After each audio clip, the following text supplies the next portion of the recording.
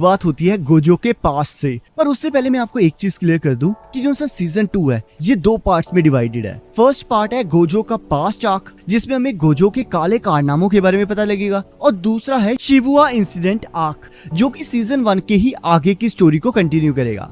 पर इस वीडियो में हम बात करेंगे गोजो के पास्ट के बारे में, और हमें पता लगेगा कि गोजो ने जोन से ये काले कारनामे किए ना पास्ट में, उन सभी का सारा काला चिट्ठा हमारे सामने होगा। और हमें ये भी पता लगेगा कि क्यों इतनी लड़कियां इस पे मरती हैं। भाई हमारे लिए भी छोड़ दे।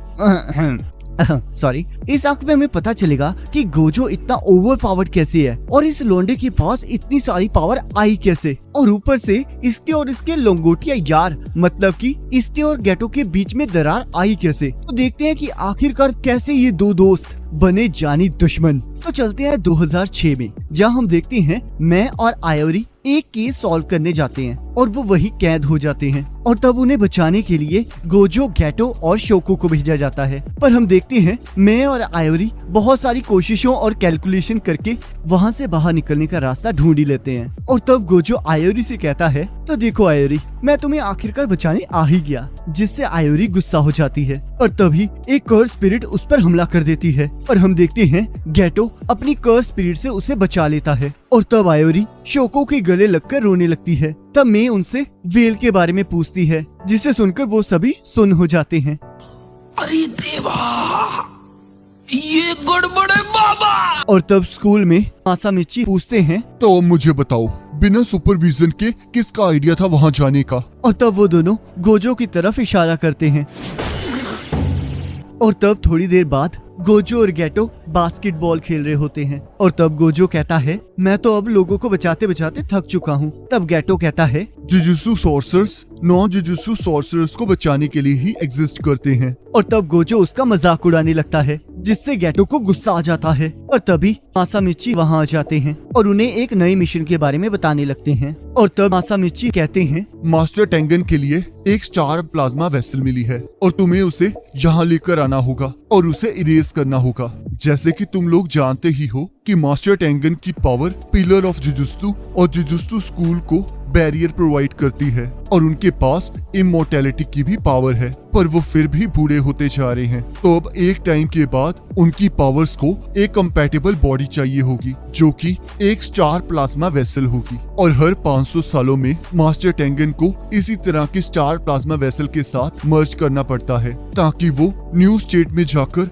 ह्यूमैनिटी के दुश्मन न बन जाएं। पर यहाँ 2 ग्रुप्स हैं जो ऐसा होना नहीं देना चाहते, और वो स्टार प्लाज्मा वेसल को टारगेट कर रहे हैं, जिसमें से पहला ग्रुप है क्याऊ ग्रुप, जो कि मास्टर टेंगन को दूसरी स्टेट में भेजकर जुजुत्सु वर्ल्ड को बदलना चाहते हैं, और इसमें सारे कर्स यूजर्स हैं। और दूसरा है स्टार रिलीजियस ग्रुप, जिसमें सारे नॉन जुजुत्सु सॉर्सरर्स हैं, जो कि मास्टर टेंगन को पूजते हैं, और वो नहीं चाहते कि वो किसी तरह की अपवित्र वेसल के साथ मर्ज करे। वैसे सच बताऊं, इसे सुनकर ना बाबुआओं वाली फीलिंग आ रही है। चलो। और तब हमारे दोनों हीरोज निकल पड़ते हैं उस हसीना को लेने, और यहाँ हम देखते हैं वो हसीना पहले से ही कुछ गुंडों के बीच फंस चुकी होती है। और यहाँ एंट्री होती है हमारे पहले हीरो गेटो की, जो कि उस हसीना को गिरते हुए बचा लेता है। और यहाँ गोजो क्यू ग्रुप के एक चौड़ में आए मेंबर की चटनी बना रहा होता है, और दूसरी तरफ हमें पता चलता है कि ये सारा कारनामा टोजी फुशिगुरो का होता है। और फन फैक्ट बताऊं आपकी जानकारी के लिए, ये हमारे खड़ूस मेगमी फुशिगुरो के बापूजी हैं,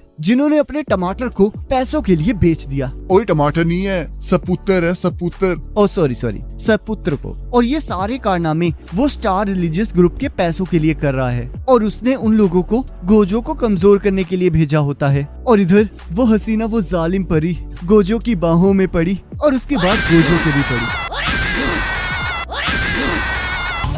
मुझे क्यों तोड़ा? और तब वो लड़की अपने कुंफू दिखाने लगती है, और तब गेटो उसे समझाने की कोशिश करने लगता है, पर वो लड़की उनका मजाक उड़ाने लगती है। तेरा तो गेम बचाना पड़ेगा। और तब वहाँ क्रोई आ जाती है, जो कि रिको को गेटो और गोजो के बारे में बताती है। तब गोजो कहता है, ये लड़की तो चुड़ैल है, आखिरकार ये वेसल के लिए परफेक्ट कैसे बनी। और तब रिको अपनी बड़ाई करने लगती है, पर गेटो और गोजो उसे इग्नोर कर रहे होते हैं। और तब रिको स्कूल जाने की जिद करने लगती है, और यहाँ गोजो मासामिची से कह रहा होता है कि हमें इस सिचुएशन में भी इस लड़की को स्कूल जाने देना चाहिए। तब मासामिची कहते हैं, ये मास्टर टेंगन का ऑर्डर है, वो मर्जिंग से पहले इसकी सारी ख्वाहिशों को पूरा करना चाहते हैं। जिसे सुनकर गोजो को गुस्सा आ जाता है। तब गेटो गोजो को समझाते हुए कहता है, इस लड़की ने वादा किया है कि ये मर्ज होने के बाद बैरियर की फाउंडेशन बनेगी, तो फिलहाल के लिए उसे अपने फ्रेंड्स और फैमिली के साथ मजे करने दो, क्योंकि वो बाद में ये सब कुछ नहीं कर पाएगी। और इधर टोजी रिको की फोटो को $30 मिलियन की बाउंटी के साथ वेबसाइट पर डाल देता है, ताकि वो गोजो को थोड़ा वीक कर सके। और इधर स्कूल में 2 कर्स यूजर आए होते हैं, जिन्हें गेटो की कर्सेस डिटेक्ट कर लेती हैं। तब क्रोई और गोजो रिको को ढूंढने के लिए चले जाते हैं और गेटो कर्स यूजर्स की तरफ चला जाता है। और तब हम देखते हैं गेटो एक शिकिगामी यूजर से मिलता है और अपनी कर्स मैनिपुलेशन टेक्निक से उस बूढ़े आदमी पर हमला कर देता है। और तब वो उससे बच के दोबारा से गेटो पर हमला कर देता है। और तब गेटो उसे एक इल्यूजन में फंसा देता है और उसे बहुत बुरी तरह मारता है। और यहाँ दूसरी तरफ गोजो रिको को ढूंढते हुए चर्च पहुँच जाता है, जहाँ सारी लड़कियाँ गोजो को देखकर उसकी दीवानी हो जाती हैं। तब टीचर भी गोजो को अपना नंबर देने लगती है, जिससे सारी लड़कियों के तन बदन में आग लग जाती है। और तब गोजो रिको को मौका पाते ही वहाँ से ले जाता है। और यहाँ हम देखते हैं एक दूसरे कर्स यूजर ने उन पर नजर रखी होती है और तभी वहाँ क्रोई आकर उस कर्स यूजर को बहुत बुरी तरह धोती है। और तभी गेटो अपने कर्सेस की मदद से उस कर्स यूजर को पकड़ लेता है, पर वो कर्स यूजर अचानक से गायब हो जाता है। और यहाँ गोजो और रिको के पास उस कर्स यूजर के काफी क्लोन्स आ जाते हैं। तब गेटो गोजो को बताता है, रिको पर किसी ने टाइम बाउंटी लगाई है और ये परसों के अगले दिन सुबह 11 बजे एक्सपायर हो जाएगी। और तब गोजो अपना स्वैग दिखाते हुए 2 आदमियों को अपनी पावर से एक दूसरे के साथ स्ट्राइक करवा देता है। तब रिको कहती है, आखिरकार इनमें से असली है कौन, और ये तो शिकिगामी की तरह गायब ही नहीं हुए। तब गोजो कहता है, ये सभी क्लोन्स हैं और ये सारे के सारे असली हैं। और तब 2 क्लोन्स गोजो पर हमला कर देते हैं, पर गोजो की पावर की वजह से वो उस तक नहीं पहुंच पाते। और तब गोजो कहता है, तो तुम अपने अकेले 5 क्लोन्स बना सकते हो और तुम हर बार अपनी मेन बॉडी को उस क्लोन में ट्रांसफर कर देते हो जो कि खतरे से बाहर होती है। तब वो कर्स यूजर कहता है, आखिरकार तुम्हें मेरी कर्स एनर्जी के बारे में इतना कैसे पता? तब गोजो कहता है, क्योंकि ये मेरी आंखें अकेले लड़कियों को इम्प्रेस करने के काम नहीं आती। मेरी पावर के कारण जो भी चीज मुझ तक पहुंचने की कोशिश करती है वो बहुत स्लो हो जाती है, जिसके कारण वो कभी मेरे तक पहुंच ही नहीं पाती। और जब मैं अपनी लिमिटलेस टेक्निक को एम्पलीफाई करता हूँ तब चीजें मेरी तरफ खींची चली आती हैं। और तब वो कर्स यूजर वहाँ से भागने लगता है। तब गोजो अपनी टेक्निक यूज करके उस पर्सन को पकड़ लेता है और अपनी reverse curse technique red use करने लगता है। तब गोजो हंसते हुए कहता है, ओह मैं फिर से फेल हो गया। क्यों हिला डाला ना। और तब रिको के फोन पर क्रोई के किडनैप होने वाली फोटो आती है और इधर हम देखते हैं क्रोई को बचाने के बाद वो सभी लोग बीच पर मजे कर रहे होते हैं। तब गेटो कहता है, रिको की बाउंटी कल खत्म हो जाएगी, उसके बाद हम जुजुत्सु हाई वापस चले जाएंगे। और तब हम देखते हैं ननामी और हाइबारा उनकी मदद करने के लिए वहाँ पहुँच जाते हैं। तब हाइबारा कहता है, मुझे पूरा यकीन है कि हमारे सीनियर्स भी उस लड़की को बचाने के लिए अपनी पूरी ताकत लगा रहे होंगे और उनकी मेहनत तो हमें दिख ही रही है। और तब गेटो गोजो को कहता है, हम जब से यहाँ आए हैं तुम तब से अपनी टेक्निक को यूज कर रहे हो, तो क्या तुम्हें अब थोड़ा आराम नहीं करना चाहिए? तब गोजो कहता है, ये इतना भी थका देने वाला काम नहीं है और वैसे भी तुम तो यहाँ हो ही। और तब वो लोग पूरा दिन मजे करते हैं और अगले दिन जुजुत्सु हाई में पहुँच जाते हैं। तब गेटो कहता है, अब हम जुजुत्सु टेक के बैरियर्स के अंदर हैं और यहाँ ये जगह हमारे लिए बहुत सुरक्षित है। पर तभी हम देखते हैं कि जैसे ही गोजो अपनी टेक्निक को ऑफ करता है, टोजी अपनी तलवार को गोजो के शरीर के आर पार कर देता है। और तब टोजी हमें बताता है कि मैं पास्ट में एक बार गोजो फैमिली के एक लड़के से मिलने गया था जिसके पास 6 आइस और लिमिटलेस कर्स टेक्निक थी, और वो पहली और आखिरी बार था जब किसी ने मेरी प्रेजेंस को महसूस किया था, और इसी वजह से मैंने गोजो को थकाने के लिए ये सब कुछ किया। और तब हम देखते हैं गेटो अपनी कर्स स्पिरिट से टोजी को पकड़ लेता है और तब गोजो गेटो को रिका और क्रोई को वहाँ से ले जाने के लिए कहता है और कहता है, मेरी चिंता मत करो, मैंने अपनी कर्स टेक्निक से अपने आप को बचा लिया है। और तब गेटो उन दोनों को लेकर वहाँ से चला जाता है और तब यहाँ टोजी और गोजो में लड़ाई शुरू हो जाती है। तब गोजो सोचता है, इसके पास तो कोई कर्स एनर्जी भी नहीं है, पर हेवनली पैक्ट के कारण इसके पास सुपर ह्यूमन स्ट्रेंथ है। और तब गोजो अपनी पावर से टोजी को दूर फेंक देता है और टोजी के पास कोई कर्स एनर्जी ना होने के कारण गोजो उसे सेंस नहीं कर पा रहा होता और तब गोजो अपनी लिमिटलेस टेक्निक ब्लू से अपने आसपास की सारी चीजों को उड़ा देता है और तभी गोजो के पास बहुत सारे फ्लाई हेड्स आ जाते हैं और तभी टोजी गोजो पर अपनी तलवार से हमला करके उसे बीच में से काट देता है और हम देखते हैं गोजो बुरी तरह कट चुका होता है और उसके शरीर से बहुत ज्यादा खून निकलने के कारण उसकी मौत हो जाती है। और तब यहाँ गेटो क्रोई को पीछे छोड़ते हुए रिको को टॉम्स ऑफ स्टार के हॉल में ले जाता है। तब गेटो कहता है, अगर तुम यहाँ से नीचे उतरोगी तो तुम एक और बैरियर के अंदर पहुँच जाओगी और उसके अंदर केवल इनवाइट किए हुए पर्सन ही जा सकते हैं और तब तुम्हें मास्टर टेंगन के साथ मर्ज करना होगा। पर तुम्हारे पास एक दूसरा रास्ता भी है कि तुम क्रोई के साथ वापस चली जाओ और अपनी जिंदगी आराम से जियो। जब गोजो और मुझे ये मिशन मिला था तब हमने डिसाइड कर लिया था कि अगर तुम मर्ज नहीं होना चाहोगी तो भी हम तुम्हारी प्रोटेक्शन करेंगे। तो बताओ तुम क्या चूज करना चाहती हो? और तब रिको रोते हुए सबके साथ बाहर दुनिया में रहना चूज करती है। और तभी हम देखते हैं टोजी अपनी बंदूक की गोली को रिको के सिर के आर पार कर देता है जिससे उसकी मौत हो जाती है। तब गेटो कहता है, आखिरकार तुम अंदर कैसे आए? तब टोजी कहता है, अगर तुम ये जानना चाहते हो कि गोजो का क्या हुआ है तो मैं तुम्हें बता दूं, मैंने उसे मार डाला है। जिसे सुनते ही गेटो को गुस्सा आ जाता है और वो अपनी कर्स स्पिरिट से टोजी पर हमला कर देता है। और तब हम देखते हैं टोजी गेटो के हमले से बच जाता है। तब गेटो पूछता है कि आखिरकार तुम यहाँ तक पहुँचे कैसे? तब टोजी कहता है, मेरे पास कोई कर्स एनर्जी नहीं है, मतलब कि मैं एक इनविजिबल मैन हूँ, तो मुझे कोई भी जुजुत्सु सॉर्सर नहीं पकड़ सकता और मेरे हेवनली रिस्ट्रिक्शन के कारण मैं जुजुत्सु हाई के बैरियर्स को भी आराम से पार कर सकता हूँ। और रही बात गोजो को मारने की तो उसे मैंने एक कर्स टूल से मारा है जो कि किसी भी कर्स टेक्निक को कुछ टाइम के लिए ब्लॉक कर सकता है। और इस कर्स टूल को मैं एक कर्स स्पिरिट की मदद से यहाँ लाया हूँ जिसे मैंने छोटा करके अपनी बॉडी के अंदर छुपा लिया था। और तब गेटो पूछता है, तो फिर उस लड़की का क्या हुआ जिसे तुम रास्ते में मिले थे? तब टोजी कहता है, उसे मारने का मेरा कोई मोटिव नहीं था, तो अगर वो लकी हुई तो वो अभी जिंदा होगी। और तब गेटो फिर से अपनी कर्स स्पिरिट से टोजी पर हमला कर देता है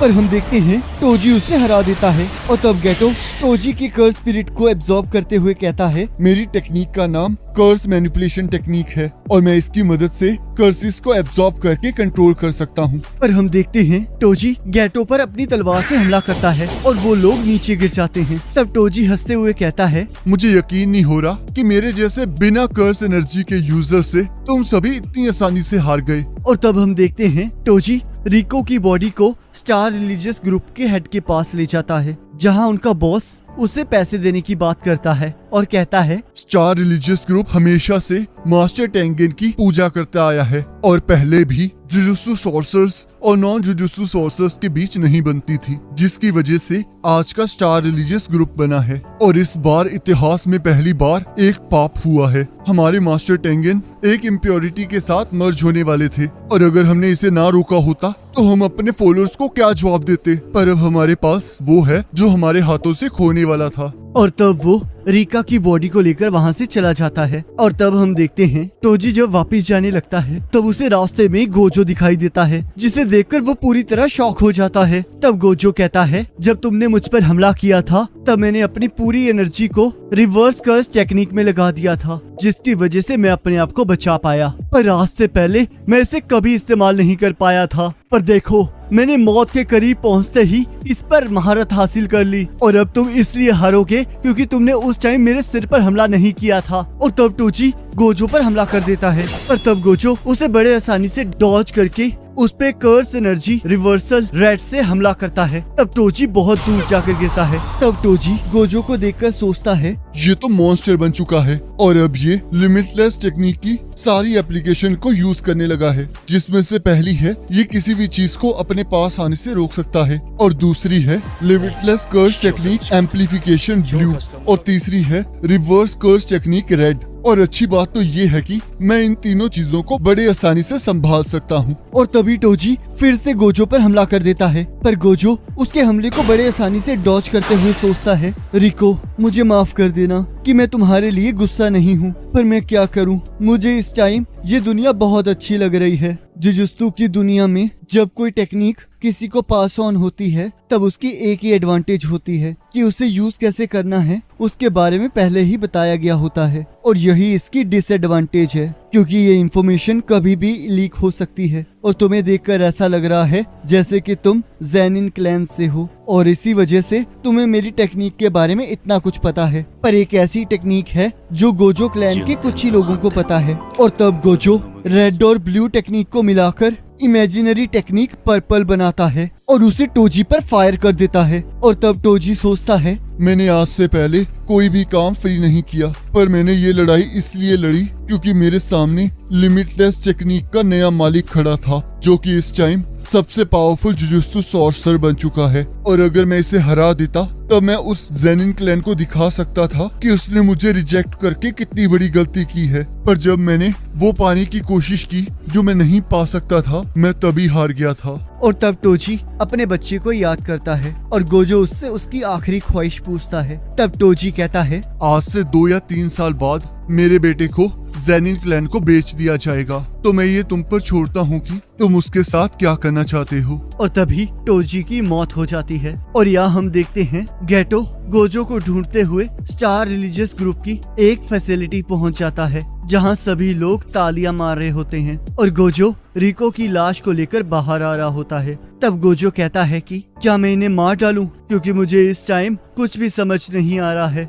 तब गेटो कहता है, इसका क्या फायदा होगा, ये लोग तो मामूली से फॉलोअर्स हैं। जिसने ये सब कुछ किया है वो तो अब तक भाग चुका है। और तब हमें 1 साल बाद का सीन दिखाया जाता है, जहां हमें पता चलता है कि गोजो बहुत ताकतवर बन चुका है और अब वो काफी मिशंस अकेले करने लग गया है, जिसकी वजह से गेटो बहुत अकेला महसूस करने लगा है। और वो इस चीज में उलझा हुआ है कि उसे जुजुत्सु सॉर्सर के तौर पर नॉन जुजुत्सु सॉर्सर्स की मदद करनी चाहिए या नहीं। पर वो फिर भी जुजुत्सु सॉर्सर होने की सारी ड्यूटीज को निभा रहा होता है, पर वो अभी तक रिको के साथ हुए हादसे को नहीं भुला पा रहा होता। तब यहाँ गेटो अपने जूनियर हायबारा से पूछता है कि क्या तुम्हें लगता है कि तुम जुजुत्सु सॉर्सर के तौर पर रह सकते हो? क्या तुम्हें ये मुश्किल नहीं लग रहा है? तब हायबारा कहता है, मैंने कभी इतना डीपली नहीं सोचा, पर मुझे लगता है ऐसी कोई तो चीज है जिसमें मैं अपना फुल कंट्रीब्यूशन दे सकता हूँ। और तभी हम देखते हैं कि स्पेशल ग्रेड सॉर्सर युकी सुकुमो वहाँ आ जाती है। तब गेटो कहता है, तुम तो वही लड़की हो ना जो कि कभी भी कोई मिशन नहीं लेती है। तब युकी कहती है, ये इसलिए है क्योंकि मेरी और जुजुत्सु हाई की कभी नहीं बनी। जुजुत्सु हाई हमेशा बीमारी के सिम्टम से लड़ता है और मैं तो इसकी जड़ें ही उखाड़ देना चाहती हूँ। तो इसीलिए मैं दुनिया से कर्ज को पूरी तरह खत्म कर देना चाहती हूँ। और इसे करने के 2 तरीके हैं। जैसे कि हम लोग जानते ही हैं कि नॉन सॉर्सर्स की नेगेटिव एनर्जी से ही कर्सेस बनते हैं और हम जुजुत्सु सॉर्सर्स उस एनर्जी को अच्छी तरह यूज करना जानते हैं। तो पहला तरीका ये हो सकता है कि हम नॉन सॉर्सर्स को कर्स एनर्जी कंट्रोल करना सिखा दें और दूसरा ये है कि हम उनकी कर्स एनर्जी को उनकी बॉडी से खत्म ही कर दें। और इसकी एक एग्जांपल टोजी फुशिगुरो था, क्योंकि हेवनली रिस्ट्रिक्शन के कारण उसके अंदर कोई भी कर्स एनर्जी नहीं बची थी। तब गेटो कहता है, इसे आसानी से करने का एक ही रास्ता है कि हम सारे नॉन सोर्सेस को मार ही दें। तब युकी कहती है, ये एक अच्छा आइडिया है। हम इस तरह बाकी नॉन सोर्सेस को इवॉल्व होने में मदद कर सकते हैं, क्योंकि अगर हम नॉन सोर्सेस को मारेंगे तो डर की वजह से नॉन सोर्सेस भी सोर्सेस बनने के लिए राजी हो जाएंगे। तो मुझे बताओ गेटो, क्या तुम नॉन सोर्सेस से नफरत करते हो? तब गेटो कहता है कि मैं विश्वास करता था कि सॉर्सर्स नॉन सॉर्सर्स को बचाने के लिए ही एग्जिस्ट करते हैं, पर मेरे साथ कुछ ऐसा हुआ जिसने मुझे इस पर सवाल करने पर मजबूर कर दिया। और अब मुझे ये समझ नहीं आ रहा है कि आखिरकार मेरी सच्चाई क्या है। क्या मैं नॉन सोर्सेस को बचाना चाहता हूँ या फिर मार डालना चाहता हूँ? तब युकी कहती है, अभी तुम्हारी सच्चाई इनमें से कुछ नहीं है। जिस दिन तुम इनमें से किसी एक रास्ते को चुन लोगे, उस दिन से वही तुम्हारी सच्चाई बन जाएगी। और तब युकी वहाँ से जाने लगती है और जाते हुए बताती है कि तो मास्टर टेंगन की चिंता मत करो, लगता है उन्हें नई स्टार प्लाज्मा वेसल मिल चुकी है, इसी वजह से वो अभी शांत हैं। और तब गेटो देखता है कि ननामी के साथ एक मिशन पर हायबारा मारा जाता है। और तब गेटो सोचता है कि सॉर्सर की जिंदगी मैराथन दौड़ने के बराबर होती है और इसके आखिर में सिर्फ मौत ही लिखी होती है।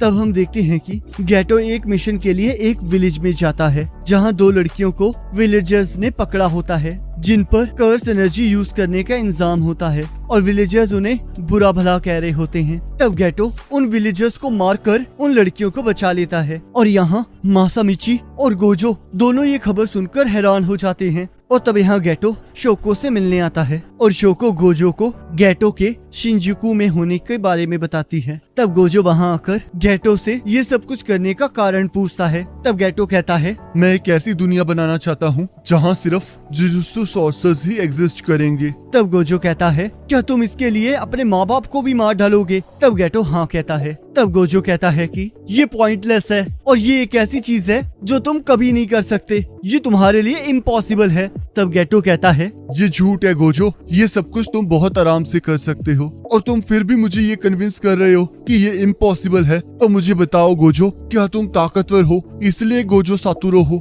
या फिर तुम गोजो सातुरो हो इसलिए ताकतवर हो? और अगर मैं तुम बन जाऊं तो क्या मेरे ख्यालात भी सही लगने लगेंगे? तो अब मैंने सोच लिया है कि मैं अपनी जिंदगी कैसे जीऊंगा और अब मैं ये सोचूंगा कि इसे पाने के लिए मैं क्या क्या कर सकता हूँ। और तब गेटो वहाँ से चला जाता है। और तब यहाँ गोजो मासामिची से पूछता है, क्या मैं ताकतवर हूँ? तब मासामिची हाँ कहते हैं। तब गोजो कहता है, पर मेरे ताकतवर होने का क्या फायदा, मैं सिर्फ उन्हें ही बचा सकता हूँ जो खुद बचना चाहते हैं। तब इधर हम देखते हैं गेटो स्टार रिलीजियस ग्रुप को डरा धमकाकर अपनी तरफ कर लेता है और यहाँ गोजो टोजी के बेटे मेगुमी फुशिगिरो को ढूंढ लेता है और उसे बताता है कि उसके फादर जेनिन क्लैन से बिलोंग करते थे और अब उसके पास भी कर्सिस को देखने की पावर आ चुकी है, जिसकी वजह से जेनिन क्लैन उसे पाना चाहता है। और तब फुशिगिरो कहता है, मुझे अपने फादर के बारे में कुछ नहीं जानना, क्योंकि वो और सुकुमी की माँ हमें यहाँ छोड़कर चले गए थे और अब हमारा उनके साथ कोई लेना देना नहीं है। तब गोजो कहता है,